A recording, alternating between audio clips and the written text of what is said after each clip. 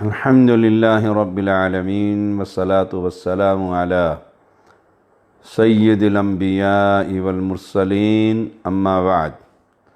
قرآن مقدس کی تفسیر کی کلاس نمبر 13 آیت نمبر 23 سے ہم شروع کر رہے ہیں آج اللہ تعالیٰ کی توفیق سے۔ وَإِن كُنتُمْ فِي رَيْبٍ مِّمَّا نَزَّلْنَا عَلَىٰ عَبْدِنَا فَأْتُوا بِسُورَةٍ مِّن مِّثْلِهِ وَادْعُوا شُهَدَاءَكُم مِّن دُونِ اللَّهِ إِن كُنتُمْ صَادِقِينَ فَإِن لَّمْ تَفْعَلُوا وَلَن تَفْعَلُوا فَاتَّقُوا النَّارَ الَّتِي وَقُودُهَا النَّاسُ وَالْحِجَارَةُ أُعِدَّتْ لِلْكَافِرِينَ۔ فرمایا اگر تم اس کے بارے میں کسی شک میں ہو جو ہم نے اپنے بندے پر اتارا تو اس کی مثل ایک صورت لے آؤ اور اللہ کے سوا اپنے حمایتی بلا لو اگر تم سچے ہو۔ پھر اگر تم نے ایسا نہ کیا اور نہ کبھی کرو گے تو اس آگ سے بچ جاؤ جس کا ایندھن انسان اور پتھر ہیں جو کافروں کے لیے تیار کی گئی ہے۔ یہ سورۃ البقرہ آیت نمبر 23۔ اس کے شروع میں بھی سورۃ بقرہ کے شروع میں بھی ذالک الکتاب لا ریب فیہ۔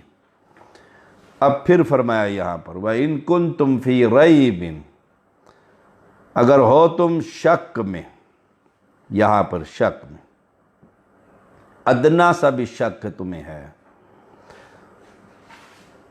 تو فَأْتُوا بِسُورَةٍ مِّن مِّثْلِهِ، ایسی ایک صورت بنا کر لے آؤ۔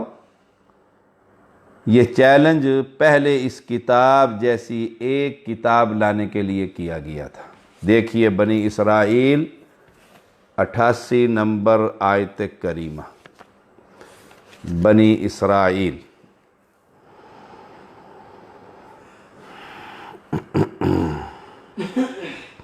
قُلْ إِنِ اجْتَمَعَتِ الْإِنسُ وَالْجِنُّ عَلَىٰ أَن يَأْتُوا بِمِثْلِ هَذَا الْقُرْآنِ لَا يَأْتُونَ بِمِثْلِهِ وَلَوْ كَانَ بَعْضُهُمْ لِبَعْضٍ ظَهِيرًا۔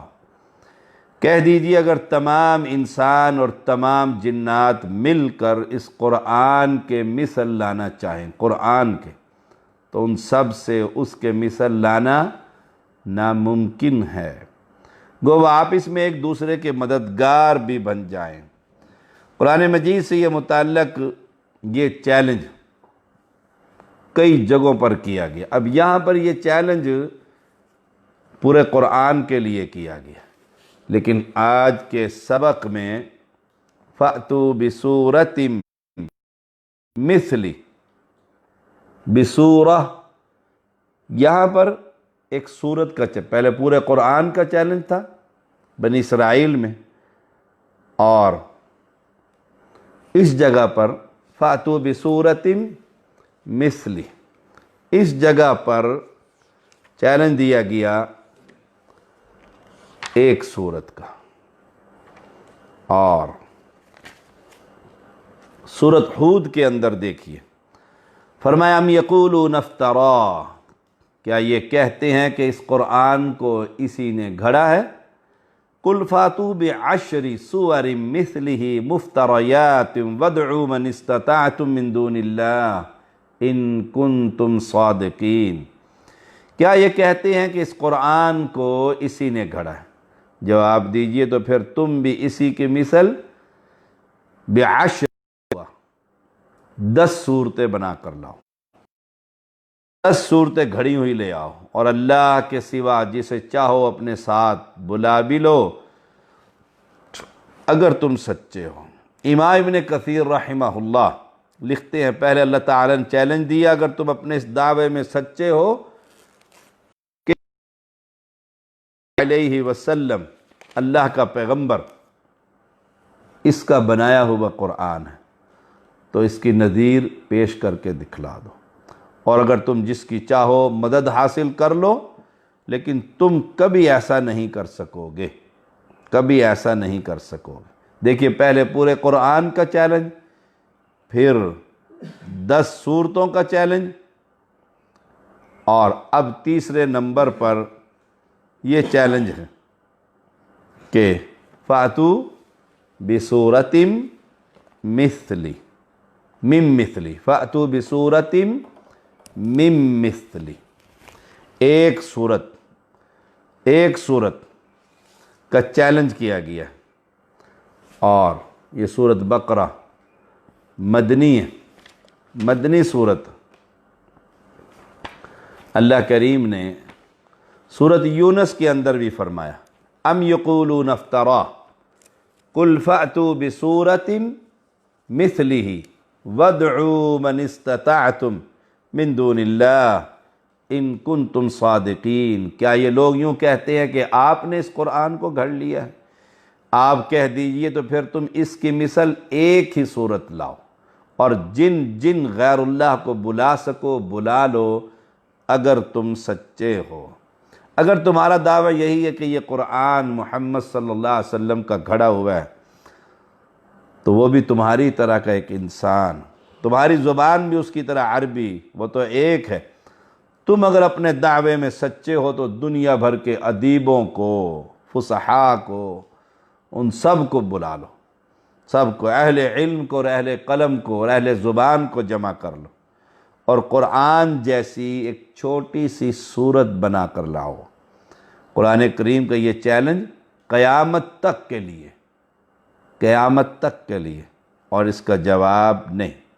اس کا صاف معنی یہ ہے کہ یہ قرآن آسمان سے منزل ہے، اللہ کا کلام ہے۔ سبحان اللہ۔ فرمایا وَإِن كُنتُمْ فِي رَيْبٍ مِّمَّا نَزَّلْنَا عَلَى عَبْدِنَا فَأْتُوا بِسُورَةٍ مِّن مِّثْلِهِ، اپنے حمایتی بھی بلا لو اللہ کے سوا اگر تم سچے ہو۔ وہاں پر اللہ کی توحید کی دعوت اور شرک کا رد۔ ان آیات میں رسول اللہ صلی اللہ علیہ وسلم کی رسالت پر ایمان لانے کی دعوت ہے۔ فرمایا وَإِن كُنتُمْ فِي رَيْبٍ، شک ہے تمہیں اگر، مما نزلنا، اس سے جو اتارا ہم نے، علی عبدنا، اپنے بندے پر۔ اگرچہ تمام بندے اللہ کے بندے ہیں، لیکن عبدنا، ہمارے بندے سے مراد خاص بندہ یعنی محمد صلی اللہ علیہ وسلم، جیسے بیت اللہ، اللہ کا گھر، یہ خاص۔ ہر زمانے میں جو چیز کمال کو پہنچی ہوئی تھی، اس زمانے کو ویسے ہی معجزہ دیا گیا۔ فرعون کے زمانے میں جادو بڑے عروج پر تھا، تو موسیٰ علیہ السلام کو ویسے ہی معجزہ دیا گیا، ہاتھ میں پکڑتے تو ڈنڈا، زمین پر ڈالتے تو اژدہا، ویسے ہی دیا گیا۔ رسول اللہ صلی اللہ علیہ وسلم کے زمانے میں فصاحت اور بلاغت کا عروج تھا، عجمی کہا کرتے تھے دوسرے لوگوں کو ہی۔ اور عیسیٰ علیہ زمانے میں طبیب، حکمت، تو اللہ تعالیٰ نے ان کو ایسے معجزے دیے جو مردوں کو اللہ کے حکم سے زندہ کر دیتے تھے۔ تو رسول اللہ صلی اللہ علیہ وسلم کے زمانے میں ان کے علاقے کے حساب سے قرآن جیسا معجزہ عطا فرمایا ان لوگوں کو جو اپنی زبان پر بڑا ناز کرتے تھے، اور کہا چھوٹی سی چھوٹی سورت کی مثال سینکڑوں برس گزرنے کے باوجود نہ کوئی پیش کر سکا اور نہ کر سکے گا۔ سبحان اللہ، کمال ہے میرے اللہ کے کلام کا۔ سبحان اللہ و بحمدہ، سبحان اللہ العظیم، احسن الکلام کلام اللہ۔ یہ اللہ کا کلام، اللہ کا کلام۔ فرمایا اللہ کریم نے وَكَذَلِكَ أَنزَلْنَا إِلَيْكَ الْكِتَابَ فَالَّذِينَ آتَيْنَاهُمُ الْكِتَابَ يُؤْمِنُونَ بِهِ وَمِنْ هَؤُلَاءِ مَنْ يُؤْمِنُ بِهِ وَمَا يَجْحَدُ بِآيَاتِنَا إِلَّا الْكَافِرُونَ۔ اور ہم نے اسی طرح آپ کی طرف اپنی کتاب نازل فرمائی، یعنی یہ قرآن، پس جنہیں ہم نے کتاب دی ہے وہ اس پر ایمان لاتے ہیں، اور ان مشرکین میں سے بعض اس پر ایمان رکھتے ہیں اور ہماری آیتوں کا انکار صرف کافر ہی کرتے ہیں۔ یہ قرآن منزل منا، اس سے مراد اپنی کتاب نازل فرمائی، پس جنہیں ہم نے کتاب دی وہ اس پر ایمان لاتے ہیں۔ کتاب کنہیں دی تھی؟ اہل کتاب یہود کو۔ ایمان کون لاتے ہیں؟ عبداللہ بن سلام رضی اللہ تعالی عنہ، جو مسلمان ہو گئے تھے، اور ان مشرکین میں سے بعض اس پر ایمان رکھتے ہیں۔ ان سے مراد اہل مکہ ہیں، جن میں سے کچھ لوگ ایمان لے آئے تھے۔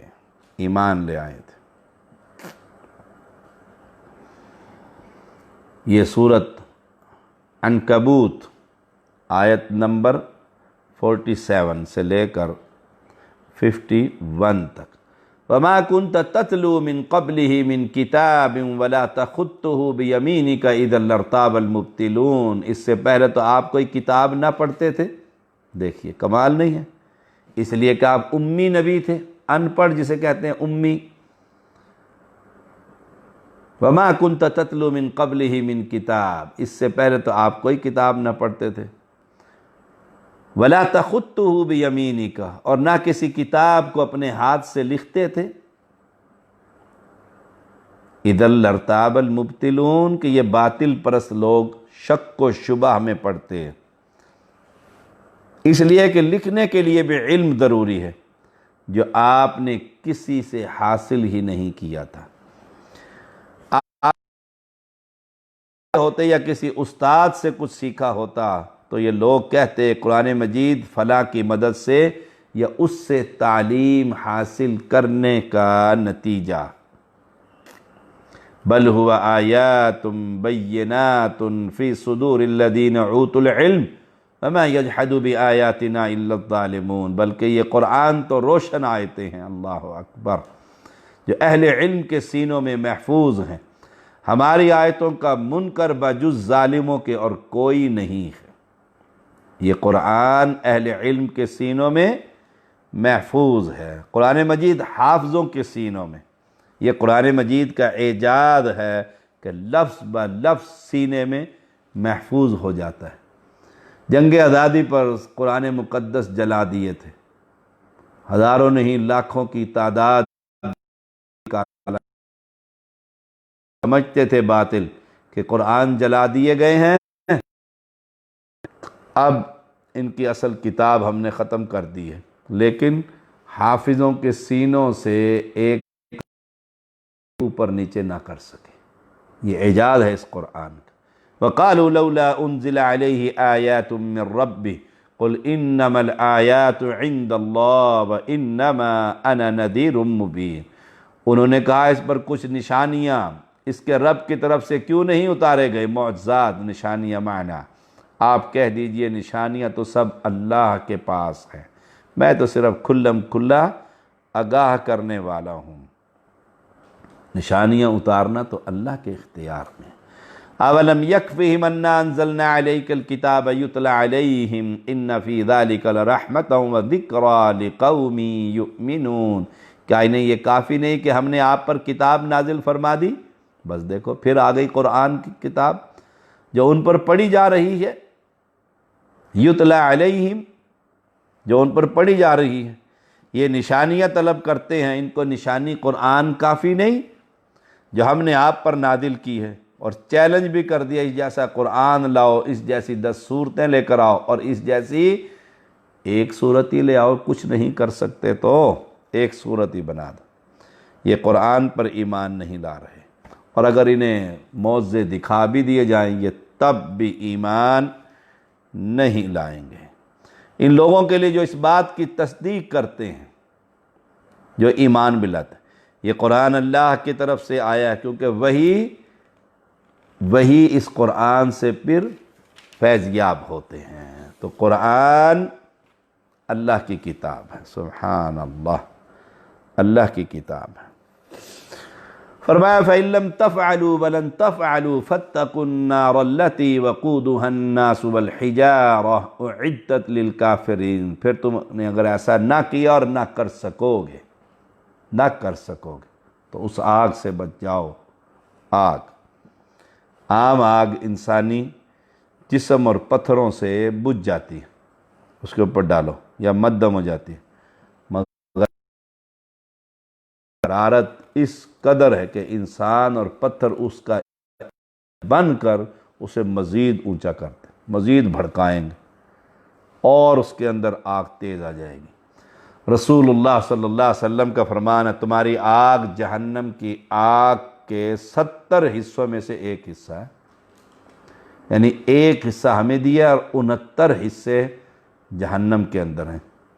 اب ایک حصہ یہی انسان کو جلا کر رکھ دیتا ہے، یہی برداشت نہیں ہوتا، گرم روٹی برداشت نہیں ہوتی، کھولتا ہوا پانی اس کے اوپر وہ برداشت نہیں ہوتا، اور جو 70 درجے جو آگ ہے جہنم کی اس کے اوپر جو پانی رکھا جائے گا تو وہ کتنا کھولتا ہوا ہوگا، کتنا جسم کو نقصان پہنچائے گا۔ صحیح بخاری کی یہ حدیث۔ عبداللہ ابن مسعود رضی اللہ تعالیٰ عنہ بیان کرتے ہیں کہ یہ پتھر حجارہ، پتھر گندک کے، اور وہ بت بھی مراد ہیں جنہیں مکہ کے پجاری پوجا کرتے تھے، مکہ کے لوگ۔ سورۃ انبیاء کے اندر اس کا ذکر موجود ہے۔ فرمایا انکم وما تعبدون من دون اللہ حسب جہنم انتم لہا واردون، انتم لہا واردون، تم اور اللہ کے سوا جن کی تم عبادت کرتے ہو، جن کی تم عبادت کرتے ہو، تم سب دوزخ میں جانے والے ہو۔ یہ آیت مشرکین مکہ کے بارے میں نازل ہوئی۔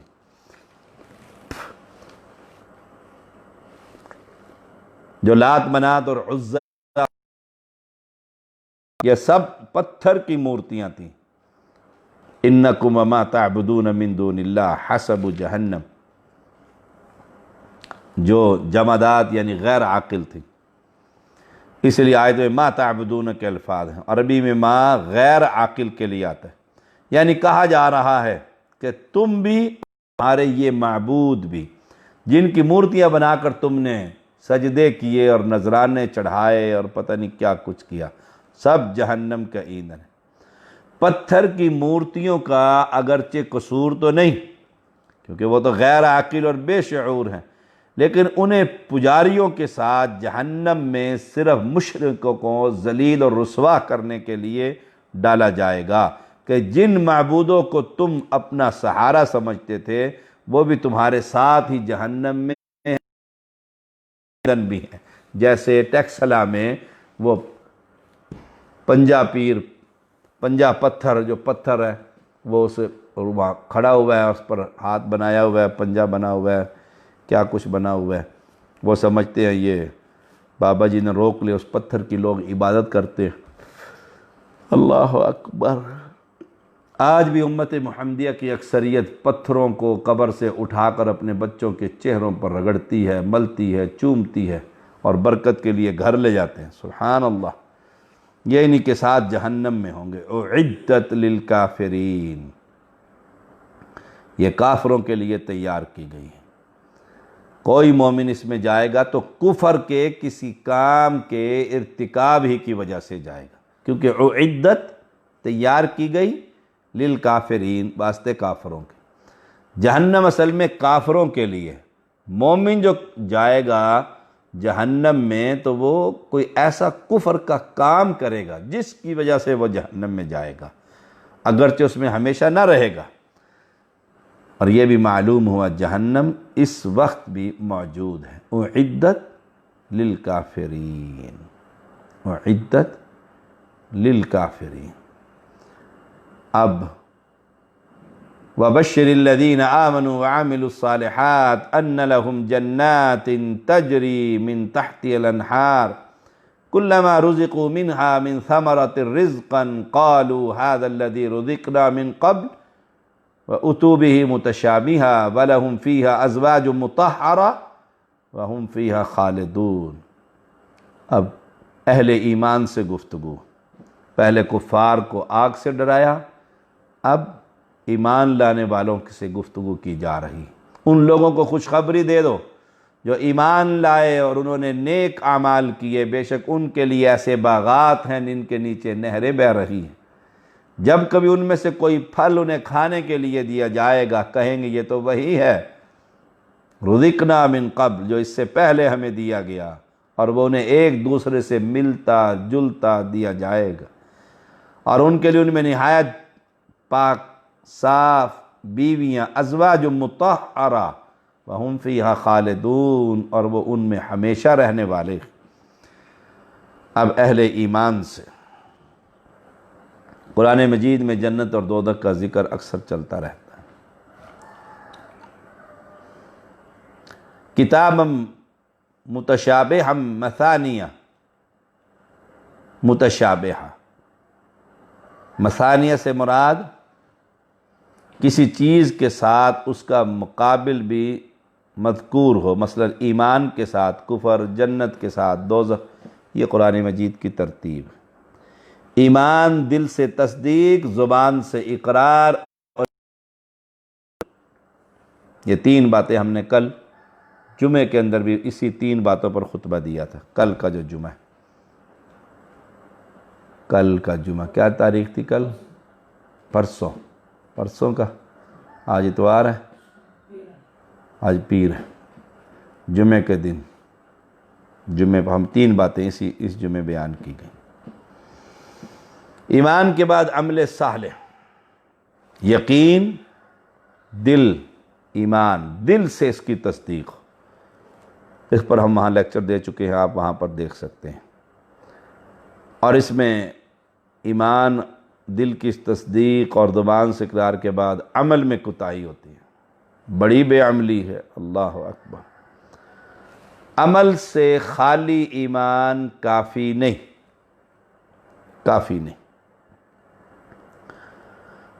عمل صالح کی پہلی شرط خالص اللہ کے لیے ہو، خالص اللہ کے لیے ہو، خالص اس بادشاہ حقیقی کے لیے ہو، خالص۔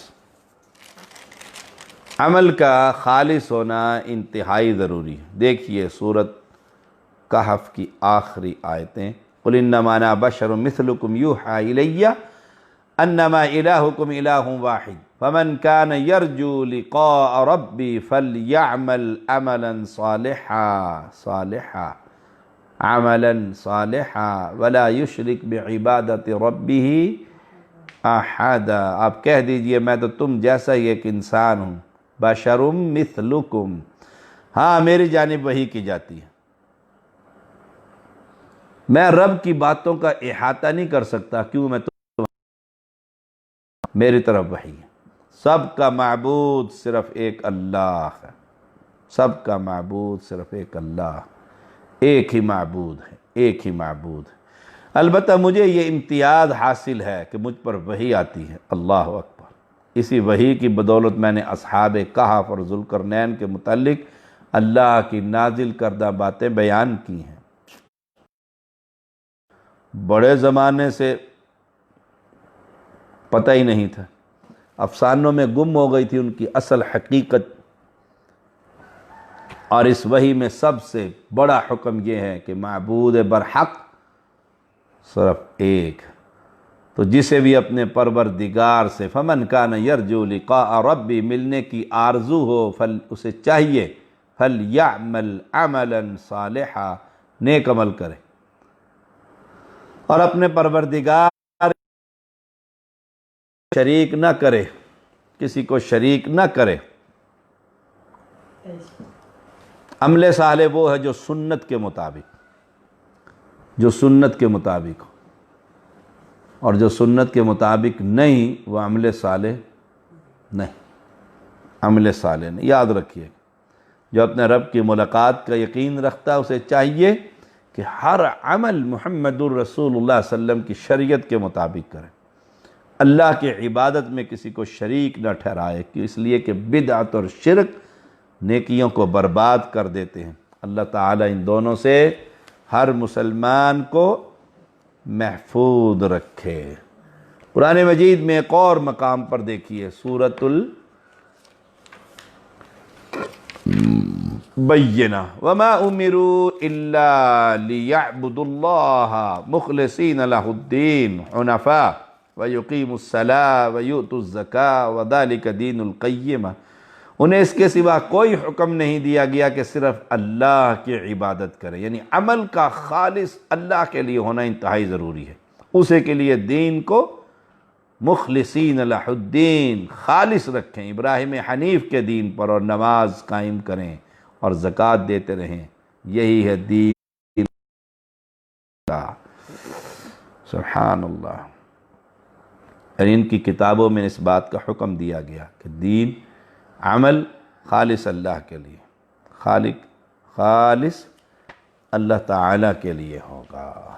تو پہلی صالح عمل کی شرط اخلاص، نیت میں اخلاص ہو، عمل میں اخلاص ہو، اور دوسری شرط کہ رسول اللہ صلی اللہ علیہ وسلم کی سنت کے مطابق ہو۔ آپ صلی اللہ علیہ وسلم کا فرمان ہے من عمل عملا لیس علیہ امرنا فہو رد، صحیح مسلم میں 1718 حدیث نمبر، جو شخص ایسا عمل کرے جس پر ہمارا حکم نہ ہو تو وہ مردود، بیکار، کوئی شے نہیں۔ فرمایا وبشر الذین آمنوا وعملوا الصالحات، تو عمل صالح کے لیے دو شرطیں ہوں گی، اخلاص اور سنت کے مطابق۔ اب انعام کیا ہے؟ ان لہم جنات تجری من تحتها الانہار، انسان کی لذت اور عشائش کی بنیادی چیزیں، نمبر 1 رہائش مکان، نمبر 2 کھانا پینا، اور نمبر 3 نکاح۔ سب سے پہلے رہائش، پھر سوچتا ہے پیٹ کی، کھانا مل جائے پھر کہتے ہیں بیوی ہونی چاہیے، یہ 3 انسان کے لیے۔ اب ایمان، اہل ایمان اور عمل صالح کرنے والوں کے لیے جنات تجری من تحت الانہار، محلات تو مل گئے۔ اب جب محلات مل گئے تو پھر کھانا پینے کی فکر ہوئی۔ فرمایا کلما رزقوا منہا من ثمرۃ رزقا قالوا هذا الذي رزقنا من قبل واتوا به متشابہا، کھانے پینے کو بھی مل گیا، اور کھانے پینے کی نعمتیں اللہ اکبر جنت میں، سبحان اللہ وبحمدہ، سبحان اللہ العظیم۔ اب جب دونوں چیزیں مل گئیں تو اب تسکین کے لیے چاہیے بیوی۔ فرمایا وَلَهُمْ فِيهَا أَزْوَاجٌ مُطَهَّرَةٌ، اب بیوی بھی اللہ نے دے دی، حوریں عطا فرما دی، پاکیدہ، ازواج مطہرہ، پاکیدہ، ہر قسم کی ظاہری علائشوں سے پاک، پیشاب، پخانہ، تھوک، ناک کی گندگی، بیماریاں، یہ تو ہو گئی حیض، نفاس، ظاہری تکلیفیں، اندرونی حسد، کینہ، بغض، جھوٹ، فساد، ہر چیز سے پاک، مطہرہ۔ سبحان اللہ، سبحان اللہ۔ اللہ ہم سب کو یہ جنت عطا فرما، سبحان اللہ۔ اور اس کے بعد وَهُمْ فِيهَا خَالِدُونَ، پھر یہ ہوتا ہے کہ مکان نہ خالی کرنی پڑ جائے، بیوی کو طلاق نہ دینی پڑ جائے، لڑائی اور فساد نہ ہو جائے، کھانے پینے کی چیزیں کم نہ ہو جائے، اب بوڑھا ہو گیا ہوں تو اب کماؤں گا کیسے، اب بڑھاپے میں اولاد کا محتاج، سبحان اللہ، ان سب چیزوں سے پاک وہ جنت ہے، سب چیزوں سے پاک، سبحان اللہ۔ دیکھیے سورۃ محمد، مثل الجنت التی وعد المتقون، اس جنت کی صفت جس کا پرہیزگاروں سے وعدہ کیا گیا۔ نمبر 1 فیہا انہار من ماء غیر آسن، اس میں پانی کی نہریں ہیں جو بدبو کرنے والا نہیں، وانہار من لبن لم یتغیر طعمہ، اور دودھ کی نہریں ہیں جس کا مزہ نہیں بدلا، وانہار من خمر لذۃ للشاربین، اور شراب کی نہریں جن میں پینے والوں کے لیے بڑی لذت ہے، وانہار من عسل مصفی، اور نہریں ہیں شہد کی صاف ہے۔ وَلَهُمْ فِيهَا مِن كُلِّ الثَّمَرَاتِ، اور ان کے لیے وہاں ہر قسم کے میوے، وَمَغْفِرَةٌ مِّن رَبِّهِمْ، اور ان کے رب کی طرف سے مغفرت ہے۔ سبحان اللہ، سبحان اللہ۔ آسن، آسن، انہار من ماء غیر آسن، آسن کے معنی متغیر، بدل جانے والا، غیر آسن نہ بدلنے والا۔ دنیا میں رہے تو پھر اس کا رنگ متغیر، بو اور ذائقہ ہر چیز تبدیل ہو جاتی ہے، جس سے وہ صحت کے لیے نقصان دہ ہے۔ جنت کی پانی کی یہ خوبی ہے کہ اس میں کوئی تبدیلی نہیں ہوگی، نہ بو نہ ذائقہ، جب پیو گے تازہ، جب پیو گے صحت کے لیے ٹاپ کلاس۔ شریعت نے اس لیے یہ پانی اس وقت تک پاک ہے، دنیا کے پانی کے لیے کہا جب تک اس کا رنگ، بو، ذائقہ نہ بدلے۔ رنگ یا بو متغیر ہونے کی صورت میں پانی ناپاک ہو جاتا ہے۔ من لبن لم یتغیر، دودھ کی نہریں، دودھ بھی بعض دفعہ خراب ہو جاتا ہے، جانوروں کا دودھ تھنوں سے نکلتا ہے اور تھوڑی دیر اس کو سنبھالو نہ تو خراب ہو جاتا ہے۔ جنت کا دودھ جانوروں کے تھنوں سے نہیں نکلے گا، بلکہ اس کی نہریں ہوں گی، نہایت لذیذ، خراب ہونے کا شائبہ تک نہ ہوگا۔ وَانْحَارٌ مِّنْ خَمْرٍ لَذَّةٍ لِّلشَّارِبِينَ، دنیا میں جو شراب ملتی ہے دماغ خراب کر دیتی، انسان برہنہ ہو جاتا ہے، دماغ اول فول بکتا ہے، ہوش نہیں رہتا۔ جنت کی شراب دیکھنے میں حسین، ذائقے میں اعلیٰ، خوشبو میں اعلیٰ، افضل، اس کو پینے کے بعد نہ کوئی تکلیف، نہ کوئی دماغ خراب، نہ کوئی اول فول بکے، کچھ نہیں ہوگا۔ سبحان اللہ۔ لا فیہا غول ولا ہم عنہا ینزفون، نہ چکر آئے گا نہ عقل جائے گی۔ سبحان اللہ۔ اور پھر آخری بات، وانہار من عسل مصفی، شہد، شہد دنیا کے اندر تو لوگ 2 نمبر شہد بنا لیتے ہیں، کہتے ہیں میاں والی کا شہد بڑا مشہور ہے 2 نمبر۔ یہ دنیا کی طرح مکھیوں سے بنایا ہوا شہد نہیں ہوگا، بلکہ اس کی نہریں ہوں گی۔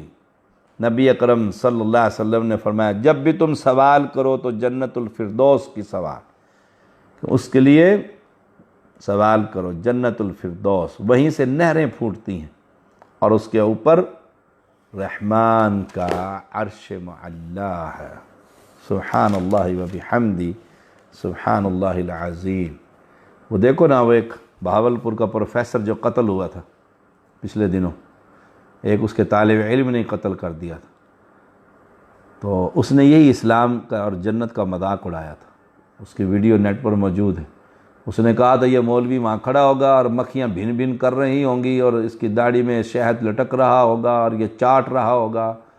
شہد کی نہروں پر مذاق کیا تھا اس ظالم، اور پھر اس اسلام پر جو ہٹ کرتا تھا تو اسی کے طالب علم نے اس کو صاف کر دیا تھا۔